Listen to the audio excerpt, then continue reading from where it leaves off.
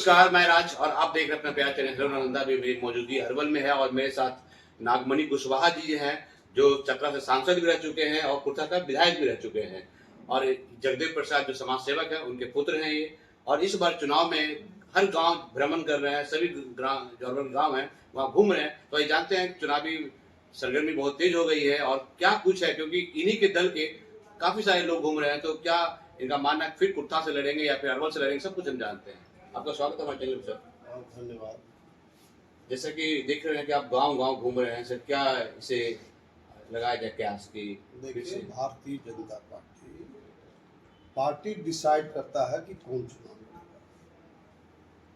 और जहाँ तक मेरा सवाल है, तो हमने पार्टी जिम्मेवारी दिया है कि पूरे मगध प्रमंडल और शाहाबाद प्रमंडल में मैक्सिमम सीट महागठबंधन जीता है, आरजेडी माले जीता है, वहाँ एनडीए के उम्मीदवार को जिताना है।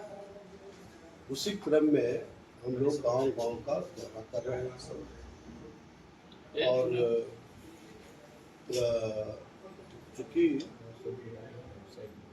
हमारे भारतीय जनता पार्टी में आने से एक सबसे बड़ा फायदा ये होगा कि कुशवाहा में 3 ही प्रमुख नेता बिहार में माने जाते हैं: नागमणि, सम्राट चौधरी, उपेंद्र कुशवाहा। सम्राट चौधरी जी और उपेंद्र कुशवाहा जी ऑलरेडी एनडीए में है, और मेरे बीजेपी में आ जाने के बाद 100% जो कुशवाहा वोट है वो एनडीए को जाएगा। और एकक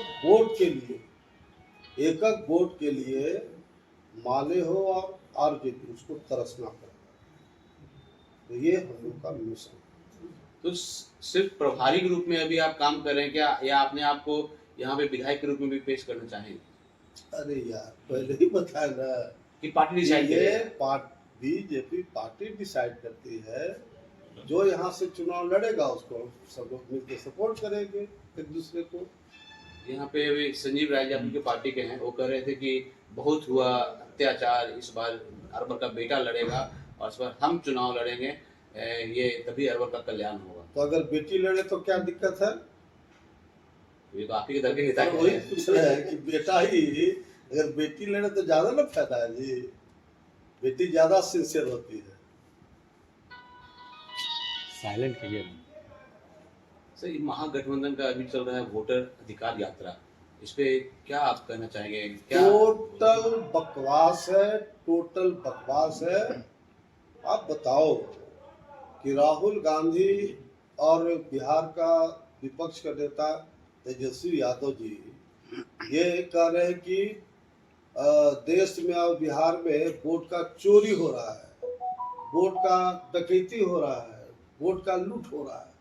बताओ, इन ऐसे नेताओं को कौन समझावे?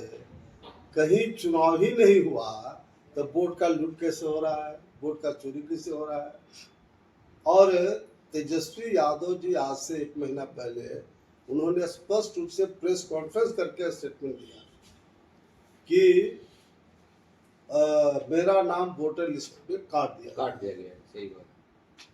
और दूसरे ही दिन चुनाव आयोग प्रेस कॉन्फ्रेंस के बता दिया कि तेजस्वी यादव का 2 जगह नाम है। अब विपक्ष का नेता 100% झूठ बोले, आम जनता छी कर रहा है। आम जनता ऐसे नेताओं पर हंस रही है। क्या बात कर रहे हो यार? अब ये तेजस्वी यादव तो 8th फेल है कि 9वां पास है, आज तक बिहार की जनता को पता नहीं। अब कल्पना करता है कि मुख्यमंत्री बने। बताओ, ऐसे लोग अगर मुख्यमंत्री बन जाएगा तो बिहार का सर्वनाश हो जाएगा। एक तो पिछड़ा राज है, और बाबू नीतीश कुमार जी, सम्राट चौधरी जी और विजय सिन्हा उप मुख्यमंत्री के नेतृत्व में जो सरकार है, जितना विपक्ष का डिमांड था, जितना बिहार की आम जनता का डिमांड था, 100% पूरा कर दिया। लालू राबड़ी के टाइम में लालू जी ने कहा था कि बिहार में जो सड़क बनेगा, हेमा मालिनी के गाल ऐसा चिकना रोड बनेगा। अब पूरे बिहार में 3 फीट 5 फीट गड्ढा हो गया था, पूरे बिहार के सब रोड में।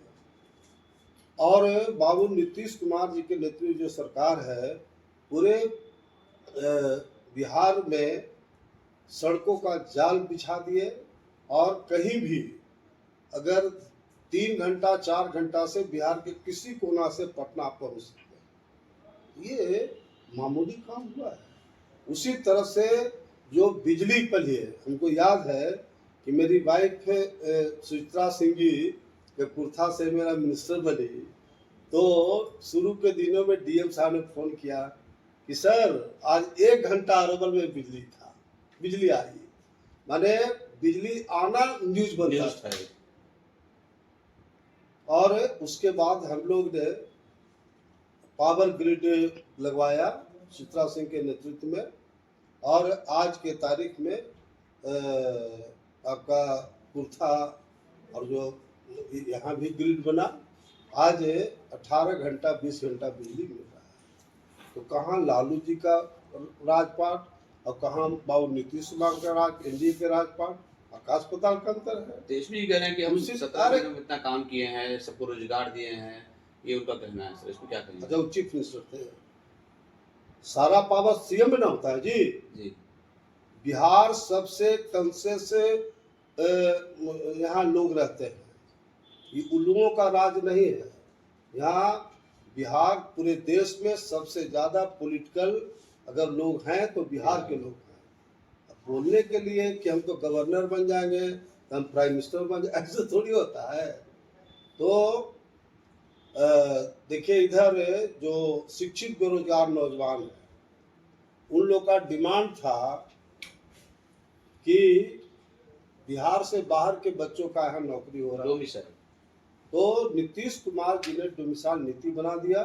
उसके तहत बिहार में जो भी वैकेंसी होगा वह बिहारी बच्चियों का होगा। इतना शानदार काम है। गांव में जो विधवा और बुजुर्ग जो लोग थे, मात्र 400 उन लोग का पे स्केल था, पेंशन मिलता था, तो सीधे 1100 बढ़ा दिए। उसी तरह से बिजली फ्री कर दी। नहीं, बिजली फ्री तो बताए पहले ही कि बिजली फ्री कर दी, 125 यूनिट कर दिया, और अन्य जो सामाजिक क्षेत्रों में काम करने वाली सबका पे स्केल बढ़ा दिया गया। मेरा कहना साफ साफ है कि बाबू नीतीश कुमार जी के नेतृत्व में एनडीए की जो सरकार है, आम जनता का डिमांड और विपक्ष का डिमांड को 100% एनडीए सरकार ने नीतीश कुमार के नेतृत्व में पूरा कर दिया है। इसलिए विपक्ष को राजनीति से संन्यास लेना चाहिए। जब कोई मुद्दा ही नहीं बचा तो उस पर जो आम जनता है वोट कैसे देगा? इसलिए इन लोग वो बोलिए विधानसभा में आराम से खाए पिए सोए, कोई चूंकि मुद्दा ही नहीं है तो जनता कौन सी पर। आपने कहा सर कि 8वां फेल है कि 9वां फेल है, ये तो पता नहीं चला, लेकिन अभी नेहा सिंह राठौर का पोस्ट में देख रहा था, उसमें वो लिखी थी कि प्रधानमंत्री जी का डिग्री नहीं दिखाया जा रहा है। तो प्रधानमंत्री का तो डिग्री नहीं दिखाया जा रहा था, अभी हाई कोर्ट ने उसको स्टे कर दिया है। माने तेजस्वी यादव का तुलना प्रधानमंत्री से होगा? तुलना नहीं, डिग्री की बात है भैया। अभी आप बता रहे हैं गया में प्रधानमंत्री गए थे, मैं अपनी जिंदगी में कम से कम 3 लाख मिनिमम आदमी होगा, तो 3 लाख पागल था जो चला गया। आखिर में प्राइम मिनिस्टर ने जो देश में काम किया,